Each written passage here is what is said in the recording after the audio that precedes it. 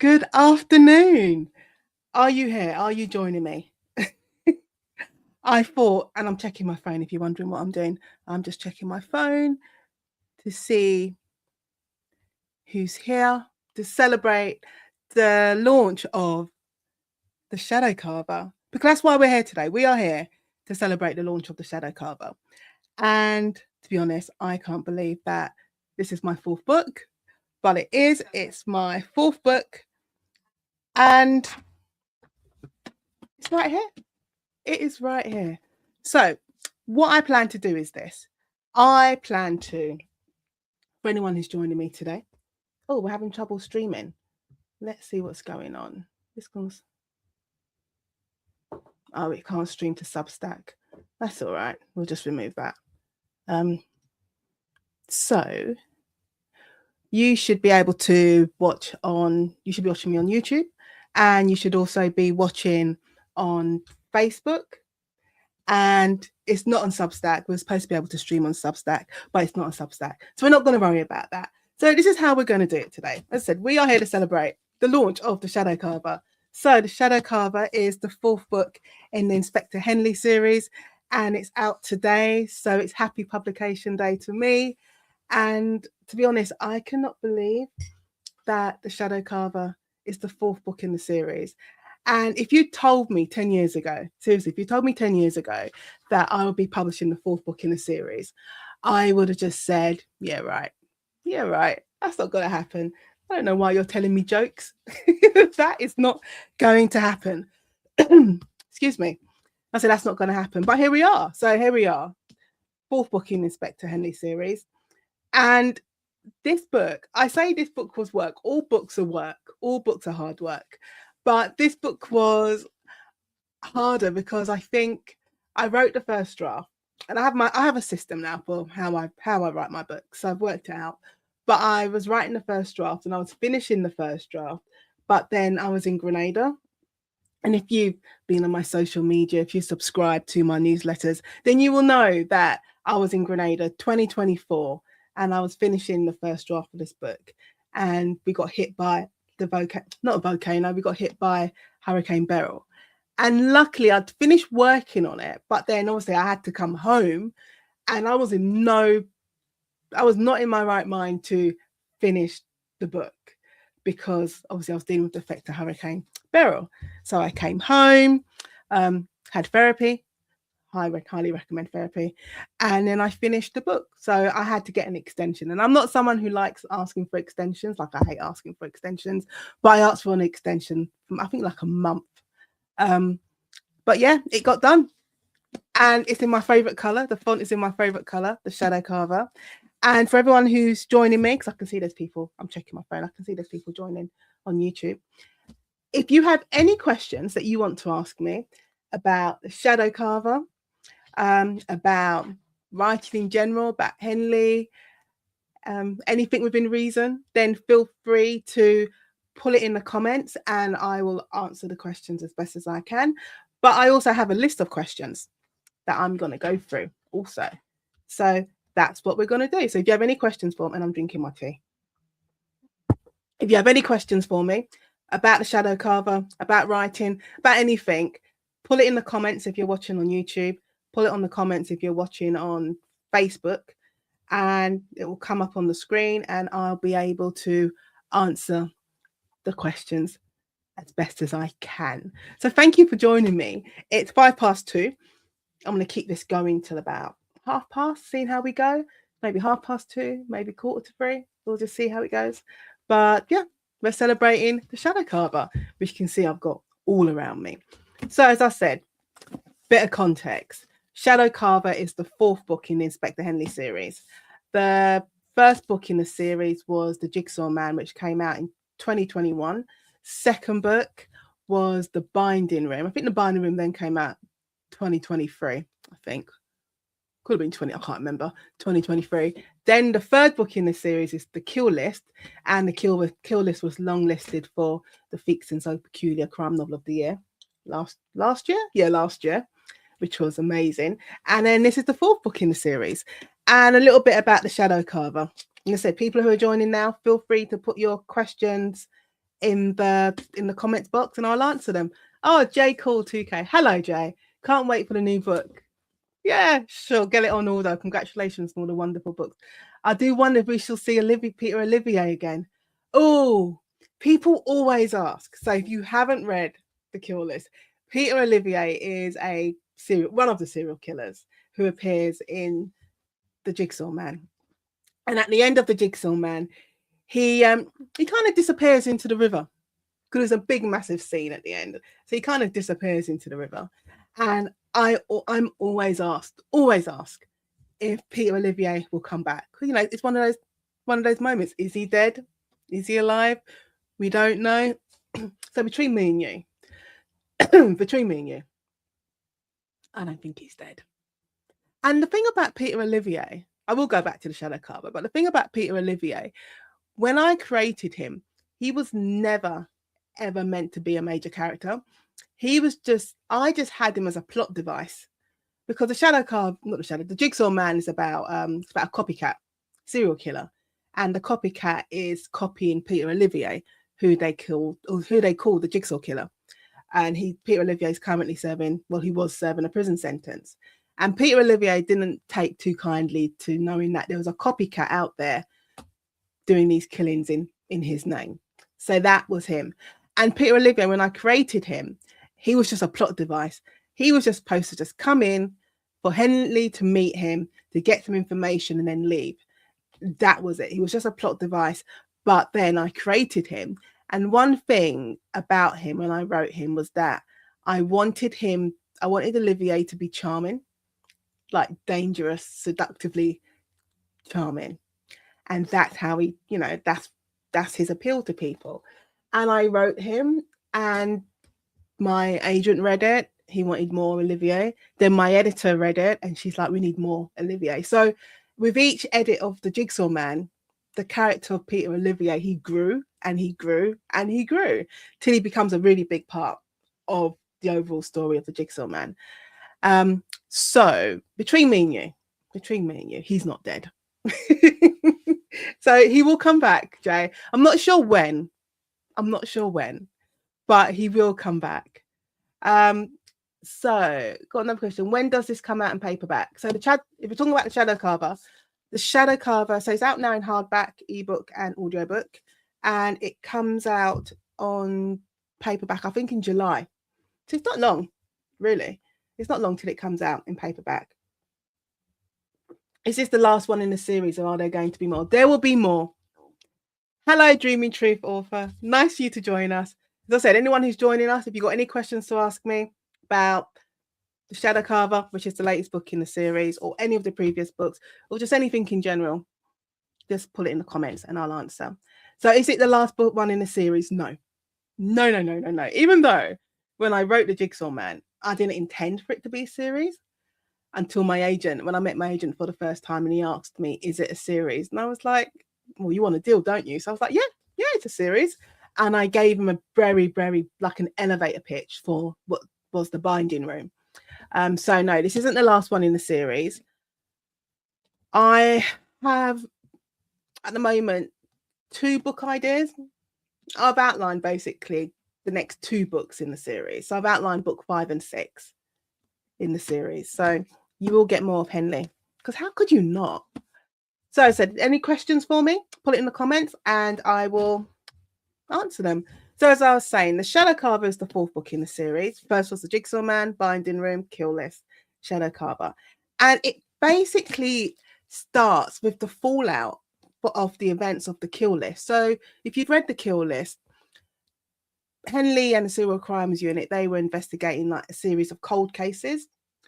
And one of those cold cases was the murder of Henley's best friend when she was 15. So these cases have been reopened, and part of the plot of the Kill List is basically dodgy police officers, or bent police officers, and dodgy experts. And so there's one expert, his reports, he puts fake conclusions in his reports. And because of those fake conclusions that then led to these convictions, when it all comes out, a lot of these convictions are overturned. A lot of these, what should we call them? Criminals? Convicts? defendant, they start appealing their sentence. And one of these people who appeal their sentence is a woman called Sian Fox Carnell. And you meet her literally in the very early pages of the book of the Shadow Carver. And Sian Fox Carnell, she was a nurse, but she murdered her patients. So she murdered some, attempted to murder others. And she gets caught, gets given a prison sentence. But because of the dodgy expert in the kill list, she manages to get her convictions overturned, and the judge orders a retrial. But then, shortly after Sian Fox Carnell is released from prison, because she's granted bail, much to Henley's annoyance, because Henley and the Serial Crimes Unit, they were the ones who investigated her case. So her conviction gets overturned. Sian Fox Carnell gets released on bail, and not even a few days later, maybe a couple of days later, Sian Fox Carnell is murdered. So that's the first murder. So obviously this is the Serial Crimes Unit, so there's always more than one. So Sian Fox Carnell gets murdered, and then another person gets murdered. And then what we discover is that the people who, and I'm not giving away any spoilers, you'll work this out, but the people who are being murdered, they're not typically good people. So they're being involved in the justice system in some shape or form. So it turns out that Henley and the Serial Crimes Unit, they're investigating some vigilantes, and that is the Shadow Carver. So they're investigating the vigilante network. And there's a new character who I've introduced to the Serial Crimes Unit. Her name is DC Zania Copeland, and I loved writing her. And when you read it, you can let me know what you think of Zania Copeland. And also, if you subscribe to my mailing list, and also if you are watching, please like and subscribe. we like people who like and subscribe, so make sure you like and subscribe. So if you subscribe to my mailing list, my newsletter, you would have received a newsletter today, and in that newsletter there's a photograph of a scene from the Shadow Carver. And when you read the Shadow Carver and then you go back and see the picture that's on my newsletter, my latest newsletter, you'll be like, oh, I get it. Okay, so I know there's some more questions. Let me see. No, I've answered that one. Just ordered a Shadow Carver. Oh, thank you, J. Cole. I appreciate that. Thanks for looking forward to getting back in the world. It's a great world. It's a great world. So I said, if you've got any questions for me, put it in the chat and I will answer the questions. Any comments, put them there. What would you say is the creative writing course to enroll in the UK? Well, I did. Depends what you want to do. I did my creative writing MA. I did it at City University, which I think is now called City and St George's University in London. But I know that University of East Anglia do a creative writing course. Who else does ones? University of Cambridge does creative writing courses. But also, I've always said you don't have to do like a full master's program, because these things are expensive. So you don't have to do a full master's program. If you can find a short course to do, I would do those as well, because those are just as useful. And if you wanted to specialize in crime or thriller writing, like what I did, and I'm not being paid to advertise or anything, but City University or City and St George's University, they do crime writing short courses, and they're run by an author called Caroline Green, and they're really good. So, but there are loads of creative writing courses. Okay, so I did put a shout out for questions. I hope that's helped you. I did put a shout out for questions, and I was sent some questions in advance of this live, and I also have other questions prepared. So one of the questions, because people always, I say readers always, I say go on, but one of the things they talk about my books is how they say how dark they are. So how dark they are, how graphic some of the scenes are, and how some of the scenes have put them off their food, which I think is a great compliment. If I can keep you up at night, if I can possibly put you off your food, if I have you wanting to read only in the daylight, Those are good things. So one of the questions are, do you ever worry how dark is too dark? Or do you trust the story to set the limits? See, I think when I'm writing, I don't actually think about how dark certain scenes are. And I always say when it comes, because obviously I write crime, I write thriller books. And I've always been of the belief from day one is that if I'm putting a scene in the book that is violent, because it's depicting like the murder or the aftermath of a murder, there needs to be a point to those scenes. They just can't be there just for the sake of being there. So these scenes, these violent scenes, they can't just be filler. So there needs to be a point to them. There needs to be a purpose to them. So I do think carefully about where I place the scenes, but I think that I hold back on how dark these scenes can go. It sounds like a strange thing to say because I'm told that the scenes are quite dark. And even though when I get my editing notes and my editor will put in the comments like, oh my God, this is terrible, but good. But I do think I hold back from making my scenes really, really, really dark. So maybe I do worry about them being too dark, but in a sense, it probably just goes to show that my scale of darkness is different to everyone else's scale of darkness, because I feel that I hold back with the dark scenes. So another question was, what do you want readers to understand about crime from the way you portray it? I think it kind of all goes back to me being a criminal lawyer, a criminal defense lawyer, and how I see how crime affects people in so many different ways. And I think what I want readers to understand about the crime is that you can't forget about the ripple effect of a crime. So obviously we have the victim, but what I try and do is also, I say, put a spotlight on the victim's family, because there's a ripple effect from someone being murdered or someone being harmed. It doesn't just stop with the victim. You know, the family members are affected. And also, I've always felt that for a detective investigating a crime, I can't see how you cannot take that home with you, and how that wouldn't affect, especially if you're working on a really horrible crime, like the crimes depicted in the Shadow Carver or the crimes depicted in the earlier books.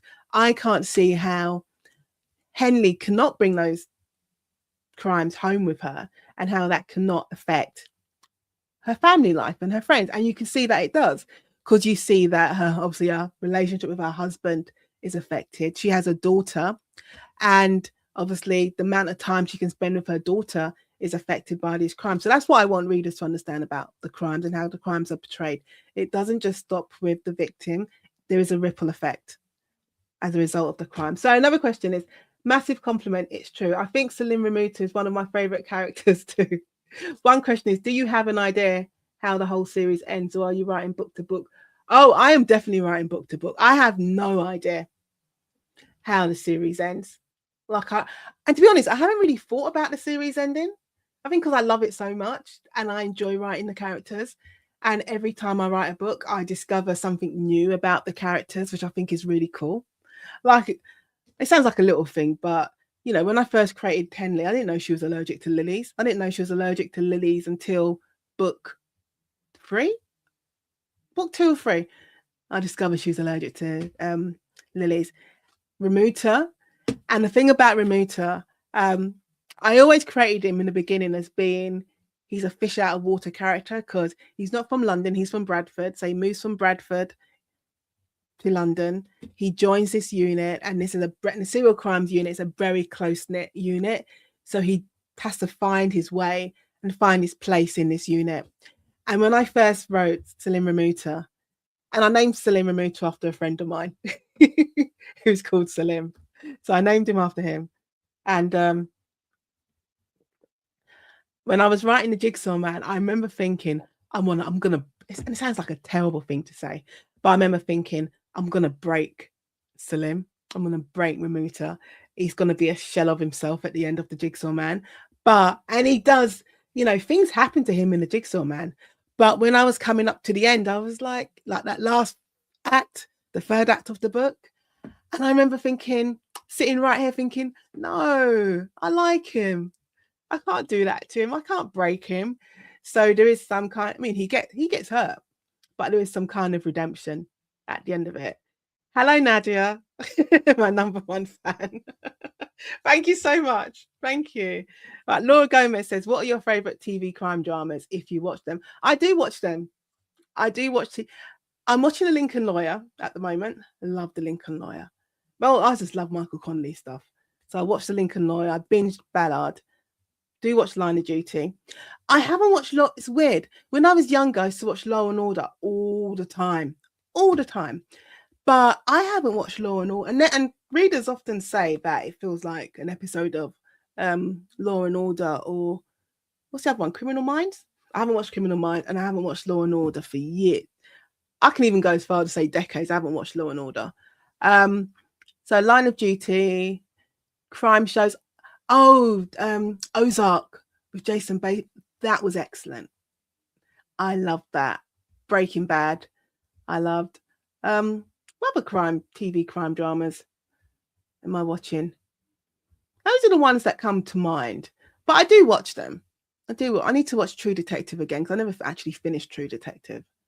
But I do watch them. But then I go through my moments of I need something, especially when I was practicing law. This is how I ended up getting into reality shows like Real Housewives, because I felt like my working life was so dark with the cases I'm working on that I needed something the complete opposite to watch when I got home. But I do love crime dramas. Okay, I got other questions. Good morning from California. Hello. Good morning, California. Do you know ahead of time who the perpetrator is, or do you like to follow the characters and see which route they take you on? Hopefully that makes sense. It does make sense. So I do know. So like in the Shadow Carver. Oh, actually no, that's the wrong answer. So in the Shadow Carver, Sian Fox Cornell, she's a victim, but she's also a perpetrator, which is where we get a little bit of ambiguity in the book. But did I know who the killer was at the? Yes, I do. But sometimes what happens is I know who they are. I know who the perpetrators are going to be in the book. But what sometimes happens is the route to get there sometimes changes. And I discover who they are as I write the book. So I'm just giving a name. This isn't a name. This isn't like a real character. Let's say I've got a character called Bill. And Bill, I know Bill's going to be the perpetrator. So I will say Bill's the one who's committed all the murders. But I won't fully know Bill's personality until I start writing him and until I start creating his little world. So the people around him. And then I get to know the characters and I get to really understand what their motivations are. But the short answer is I do know who the perpetrators are because I plan. If I could show you, I can't right now because I can't find it. But I plan my book, so I know exactly how it's going to end. But saying that, how this one ends, I had to add an extra scene onto it because it ended a lot earlier in my first draft, and my editor was like, "We need more." So I added on a little bit more, which actually worked out really well. So yeah, I do know. So do I like to follow the characters and see which route they take you on? Yeah, so it's a combination.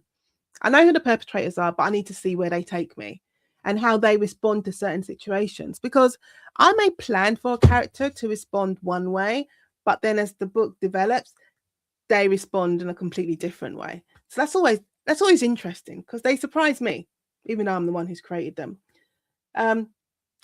Flora says, the series has become such a favorite of mine.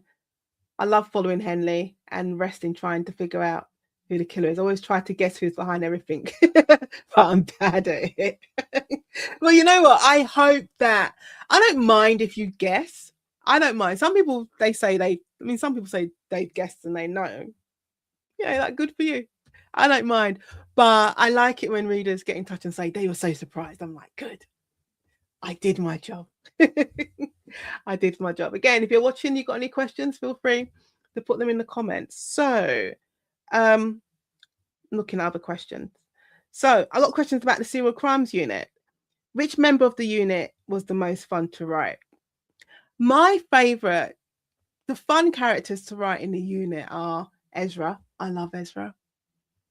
I love Ezra so much. And he's not a detective. He keeps changing his titles. So he's like the computer expert in the department. And he's young and said he's not a detective. And he ended up working for the department because he basically went to prison for a fraud case where he was doing the computer work, and he went to prison for fraud, and he came out. And Rhymes, and you discover more about Rhymes, Henley's old boss, in the book, but Rhymes took a liking to him and Pelletier, and he ends up working for the SCU. But he loves his job. But what I love about Ezra is that every time he walks into, he never really comes down to like the main office where the SCU are based, because he doesn't like looking, and you can blame him, he doesn't like looking at the murder pictures. So he's always like creeping in or hovering. And he's like the voice of like the everyman. He's like us. And then the other character I like writing in the serial crimes unit is Stanford, who is basically Henley's best friend. But he's Detective Sergeant Stanford. And I just like him because he can provide a little bit of light relief, but also he's quite sarcastic sometimes. But also, and you definitely see it in this book, he definitely has your back. If he's for you, he's for you. If he doesn't like you, then it's game over. He doesn't like you. Nadia, yes, I would love you to narrate the audiobooks. It's so fascinating to hear about the character's journey. I was asked with the Jigsaw Man, the very first one. God, time flies. Also, it's 2:28. With the first book, with the Jigsaw Man, I was asked if I wanted to narrate the book, and I was like, no, I'm not narrating. I'm not narrating at all, because narrating it's not just me reading a book. You have to do the act. I mean, I've got so many different characters and accents, and it's based in the books are based in Southeast London. It's such a multicultural London. It's so multicultural. So there's so many different accents and ages. And I was like, I can't. I can read the prose, but doing all the dialogue, I was like, no. So that was a fun bit, like auditioning the actors to narrate the book. But we got a different actor for the Shadow Carver, and I haven't listened to the Shadow Carver yet. I heard her audition, so I'm like, that's good, but I haven't heard it. So I've got the audio books. I'm going to listen, because I do listen to the audio book, because you get a different view of your own book when you hear someone else read your words. Oh, more questions. Do you have dream actors in mind to play any of your characters? Oh, see, in the beginning, I had, is it Naomi Harris to play Henley? I still don't know who I would have play Pelletier or Stanford, or even her husband, but I knew I wanted Michael Fassbender to play Olivier. I think that would be cool. I think for the Shadow, but now I'm thinking, because I saw her the other day, Jodie Turner-Smith. I think she would be good playing Henley. I think definitely she would be good playing Henley. But I don't. Who do you think? I don't know who would play Pelletier, and I don't know who would play Remuta. But I have had readers send me they've done like little collages of their idol actors to play. And it's interesting to see everyone's different views, how they see them. And the weird thing is that I can't really see Henley's face when I write her, it sounds weird, but I can't. I can tell you like how tall she is. I can tell you what her hair's like. I could tell you like she's got a little scar under her, is it on her eye, on her cheek, but I can't say she looks like this person, which is probably like a good thing. I'm here to ask about Salim. Will we see more of him? Tom Hiddleston for Pelletier. Could work. That could work. That could work. Who else? Who else do you think? Yeah, I think Jodie Turner-Smith, but if she's listening, if you want to option and take this series and cast yourself as Henley, let's talk. Will we see more about Selim? Do you see more? I'm trying to think. Do you see more of him in the Shadow Carver? I mean, he's yeah. Oh God, yeah, you do. And you see a different side. You need to get it. You see a different side of Selim in the Shadow Carver, like most definitely. Even I surprised myself. I was like, I did not know you had it in you. I really don't. And also, you see a side of Henley in the Shadow Carver. Is your previous job the reason you write crime thrillers?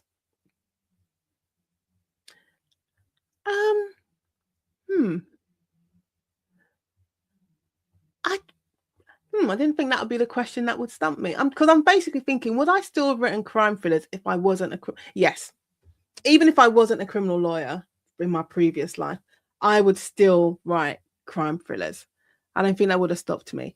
But I feel that because of my previous job, because was a criminal defense solicitor, I think because of that, I'm able to give a different perspective to the books that I write and probably give it a little bit more authenticity, because I always say, like, I know exactly what the cells smell like when you've had someone who's arrested on Saturday night and they've been charged.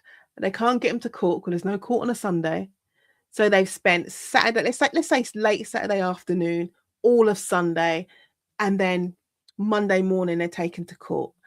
And I know exactly what that smells like when they open the wicket and the client approaches you. And bearing in mind, they have not washed for like 2 days. And yeah, it's not a good smell. So I feel like I can bring those level of authenticity to the book. So there's more questions. You say you love Selim. I love Selim. I was saying earlier, when I created Selim, I named him after a friend of mine, my friend Selim. So I named him after him. But also, I was saying that my intention with Selim, he's kind of you. So he's kind of the reader. So he's seeing the SCU in the early days as an outsider, which is what you are. You're just now learning about this unit. And I was saying, like, I wanted to break him. Sounds terrible. I didn't think he was going to come back in book 2, but I liked him. The more I wrote about him, the more I liked him. The more I discovered about him, the more I liked him. So yeah, he's come back. Romy says your books are superb. Thank you. I'm with you. Love Ezra. Ezra's great. Ezra, I love him. He's so cool. I feel like he could be like one of my cousins. I just love him. In the Shadow Carver, is Henley any less grumpy?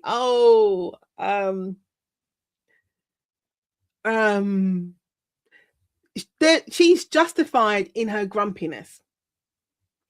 I will say that. She's well justified in how she responds to certain situations.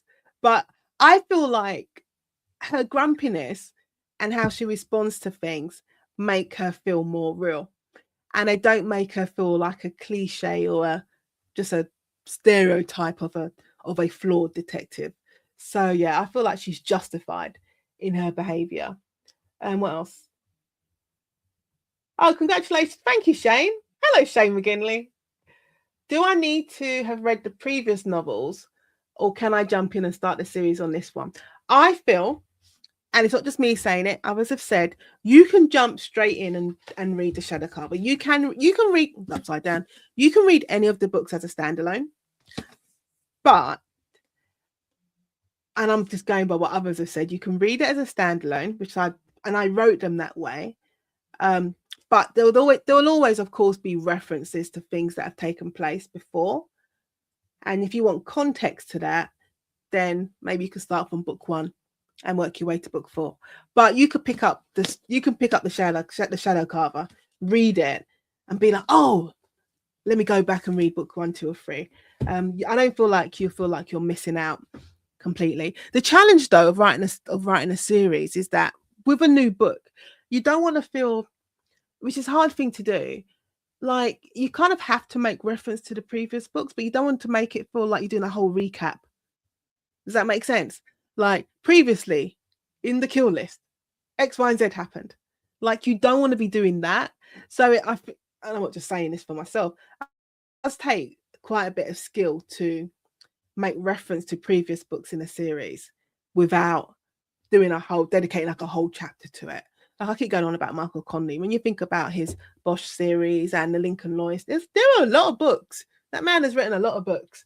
And it's like, how can you make reference to something that happened in the Black Echo all those books ago? And when you're writing whatever the new Bosch book is. More questions. Are there more questions? Not that, unless I've missed them. Batty Balaji just said but. I don't know what the but is. Because we're also on Facebook. But it seems like I'll be going on until 3. That's what we're going to do. We'll go on until 3. As I said, we are celebrating all things Shadow Carver and all things Henley. And I have more questions that were sent to me and questions that I just have. So one is, why set the story specifically in Southeast London? I'll tell you why. I am South London and proud. Very much so. For my sins, I support Crystal Palace. They are paining me right now. Probably why I had a migraine last night. But anyway, I'm very South London and proud. And I grew up, born, bred, Southeast London. And I remember thinking, because I've always read crime fiction, always. But I remember thinking, all the crime fiction books that I read that were London-based, they were either set like in the city, or they were very much East End, or it was, if I use Mark Billingham as an example, it's North London, so very much Camden set. And I just felt like Southeast London was missing out. I'm not saying there aren't books set in Southeast London, there are, but I just felt in terms of a crime series, I felt like Southeast London was missing out. And no matter where you're from, I feel like you always want to see either yourself represented in books, or you want to see the area that you're from represented in books. And so for me, I really wanted to see Southeast London. I wanted to see the place that I knew, or that I know intimately. I wanted to see that represented in the books. And I feel like because I live here, I know all these little side roads. I know the side roads. I know, I live by the river. I grew up by the river. I know what the river smells like on a really hot summer's day. I know how high the tide gets. I know how low the tide gets. I know what you discover when the tide is really, really low. So I called the Jigsaw Man. I called it my macabre love letter to Southeast London. And the thing about Southeast London, just London in general, it's a very firm balance of history, because it's old.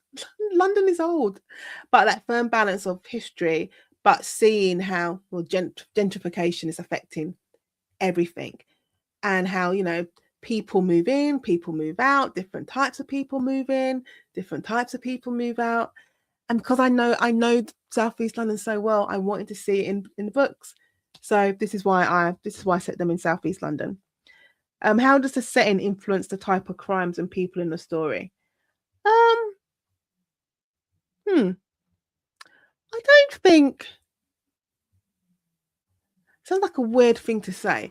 I don't think the setting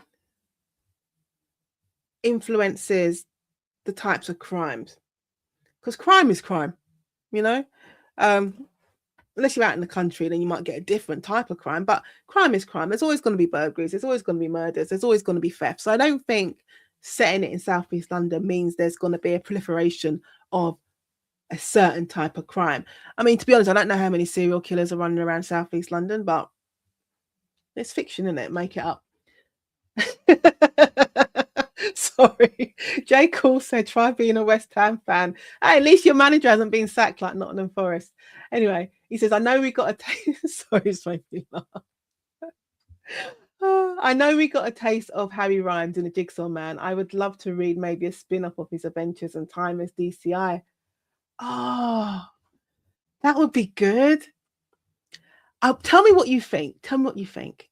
I kind of half pitched it to my editor, because I wasn't sure what to write for the next book. Not, I think when I was planning the Shadow, before I planned the Shadow Carver, I wasn't sure what to write, and I was thinking I would write a prequel to the Jigsaw Man, and if I wrote a prequel to the Jigsaw Man, which is basically it's Olivier's story, and you're seeing the birth of the serial crimes unit. The serial crimes unit was born after, so it was born after Olivier.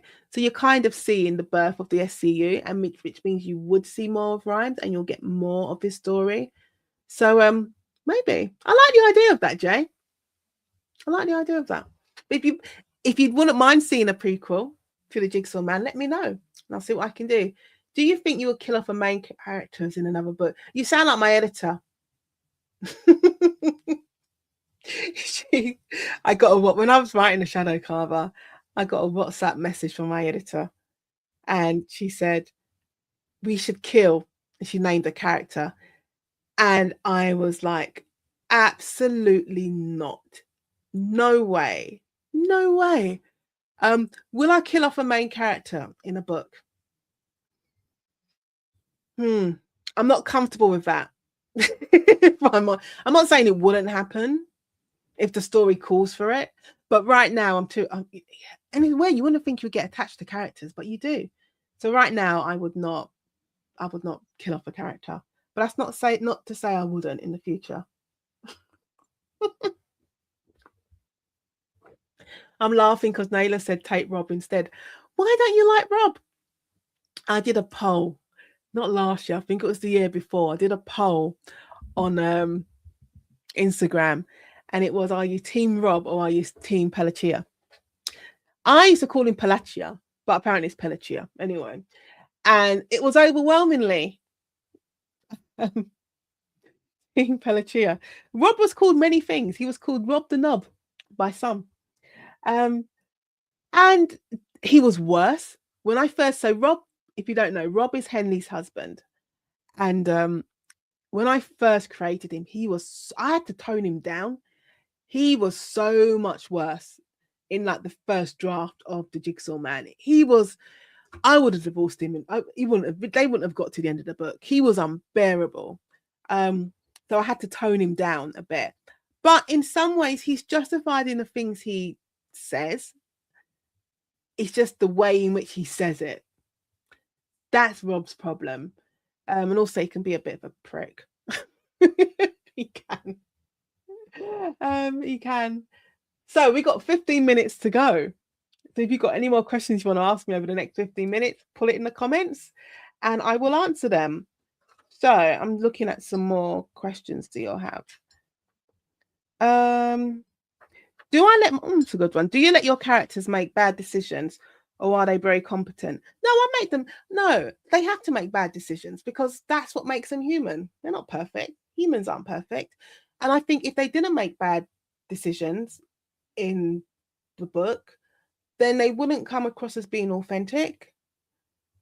And I said, we're not perfect. We've all made bad decisions. We've all said things and done things that we regret. So I let them make bad decisions. I let them think bad things. And hopefully they learn from them. If they don't learn from them from the bad decisions they make in this book, then hopefully they'll learn from them for the next book. I'm looking at questions. Oh, good one. Do you map out the entire crime before you start writing? No, which is why I can't see it now, but when I'm writing, I have a note. It's in the notebook. I have a note saying, and it basically says you need a Darth Vader. And what that means is when it comes to my villains, I need them, for when they appear on the page, I need them to evoke the same reaction that you would have when you first saw, not even when you first heard Darth Vader. And so that's always what I have in mind. And with this book, I created my villains, but the MO I have for them The one I had for them originally, it was rubbish. It was rubbish. I was not happy with it. So I'd like half mapped out the crime, and I had the MO, but I was never happy with the MO at all. It just felt a little bit meh until I'd written the first draft. I'd written the first draft of the book, and I was doing my rewrite of the book. And it was only when I was doing the rewrite and then I was watching Lawman Bass Reeves, and there's one scene in there, and I saw the scene and I was like, that's it. That's the MO for my characters. And then once I'd worked out the MO properly, it then affected the crime. So even though I kind of half plotted out the crime, the crime didn't become fully formed until I'd worked out and I was happy with their MO. I said we've got 13 minutes left, so if you've got any questions, put them in the box. So what questions do you have? That's a good one. Did any characters hijack the story while you were writing? Who hijacks the story? Yeah, there's a new character in here. There's a new character, and she kind of hijacks it because my intention for her changed as the more I wrote her. And the more I wrote her, she hijacks certain scenes. So yeah, some characters do hijack the stories while you're writing them, and they can hijack the scene as well. So in my original intention might be they're just going to be a small part of the scene, but as I write it, they become bigger. So yeah, they can hijack. They can hijack the story and they can hijack moments. Do you see the crimes first or the reason for them?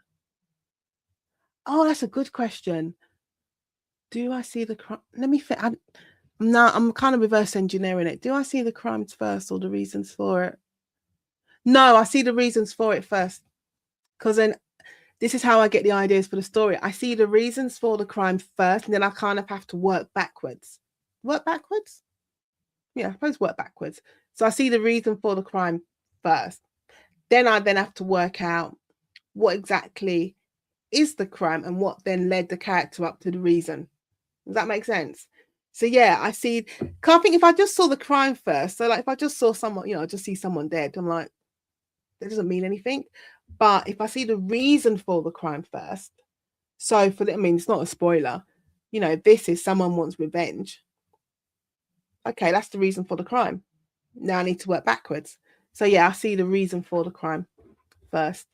But it was totally different with the Jigsaw Man, because the Jigsaw Man started with an assignment, because I was doing my creative writing masters and I had to write 1,000 words of a suspenseful opening of a book. And so the prologue of the Jigsaw Man is basically my 1,000 word assignment. And it's literally word for word. I think there's a couple of extra things I put in there, but that prologue is basically that assignment. So the Jigsaw Man starts different. Do we get more fun, Henley and Lynn Choi interact? Yeah, you do. I love Lynn. So Lynn's a pathologist in the Jigsaw Man, not in the series, in the Henley series. But yeah, you do see more fun Henley and Lynn Choi interaction. Lynn has no filter. That's what I love about her. She has no filter.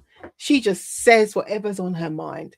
And she doesn't care if Henley gets up in her feelings about it. She just says what she has to say. And you felt Lynn Choi perfectly as well. And Lynn Choi, her surname is named after a friend of mine. I do that a lot. Like Rob. Because coming up with names, sometimes you have a name. You just have a name and it just fits. Then other times you have a character and you're like, I don't know what to call them. Let me just I'll call them a friend's name and I'll have it as a placeholder. And Rob is named after my friend Rob. And I didn't have a name for Henley's husband. And I was writing him, and I think Rob must have texted me. I was like, oh, let me just call him Rob for now. But then it just stuck and everyone liked it. And then because I knew Rob was such a pain in the ass, I didn't tell my friend Rob until I think like the day before publication of the Jigsaw Man. I was like, yeah, by the way, there's kind of a character named after you, but it's not you. But I just stole your name.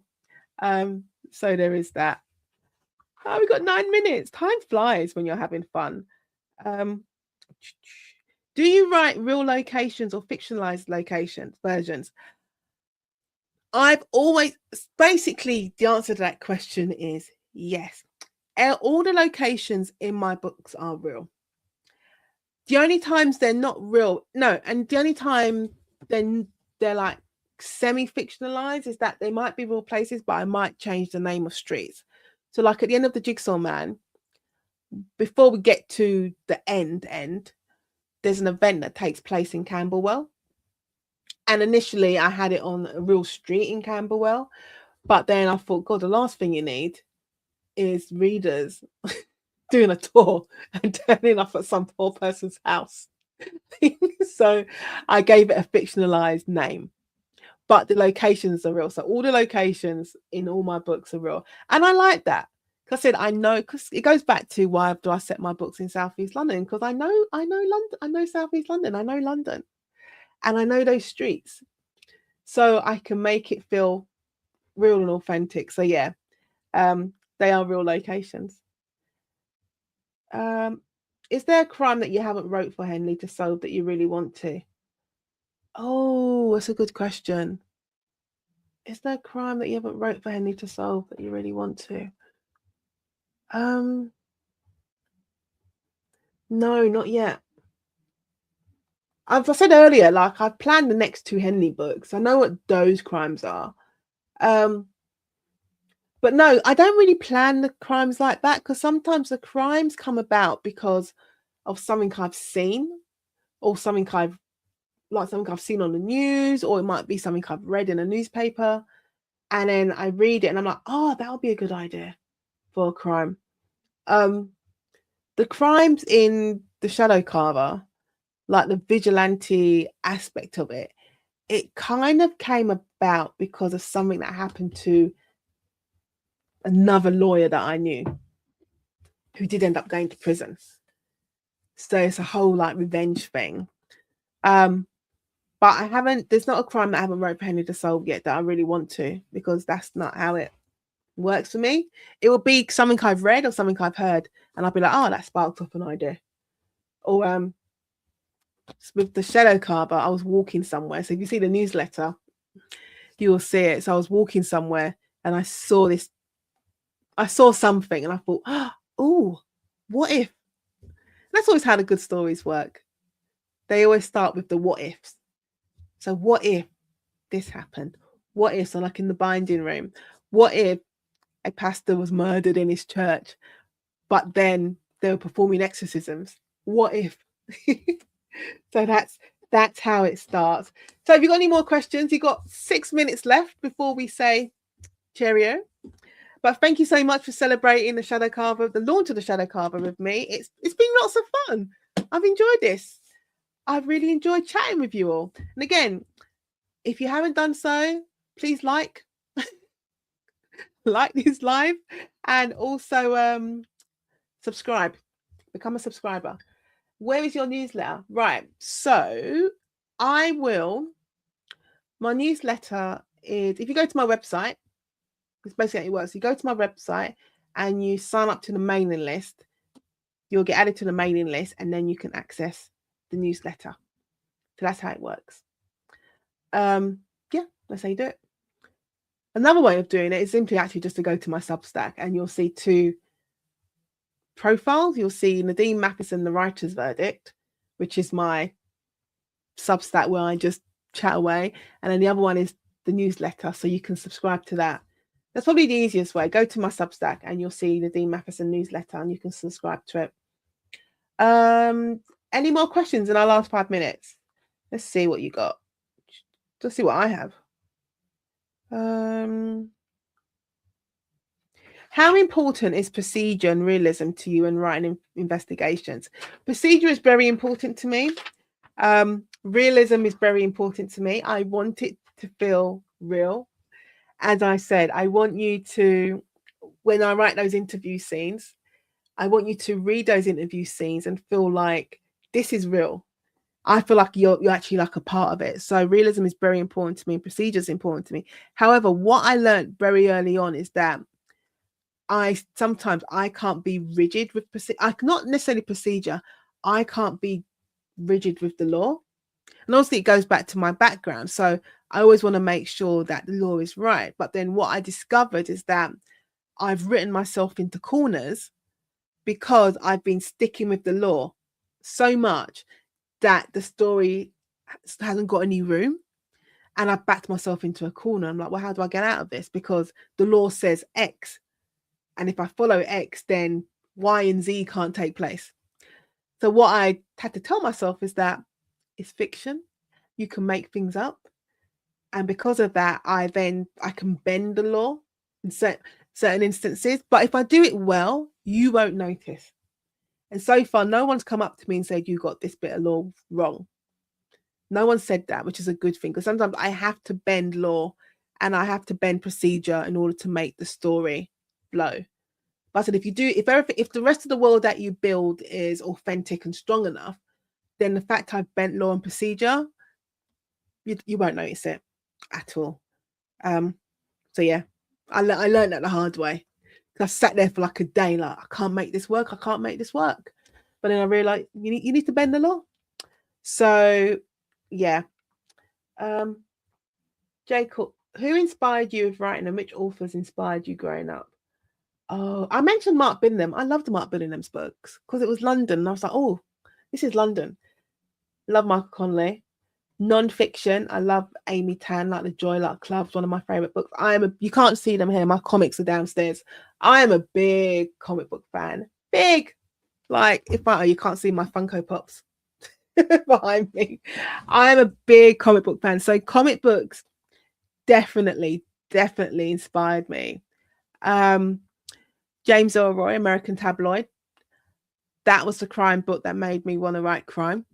But I was like, there's no way I can write crime like James Ellroy. But American Tabloid is the one that made me want to write crime. Then we get the Thomas Harris's, Silence of the Lambs. Talented Mr. Ripley. It's very good. Walter Mosley. It's very good. Who else? There's so much. It's always a hard question to answer. You're like, God, who inspired so many things inspired me, but I would say definitely comic books, definitely James Ellroy, Michael Connelly. God, Attica Locke inspires me. I feel like I want to write like Attica Locke when I grow up. I think she's absolutely brilliant. So growing up now, Attica Locke definitely.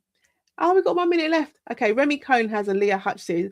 Remy Cohn is very good. Her book comes out in paperback today. Innocent Guilt, I think hers is called.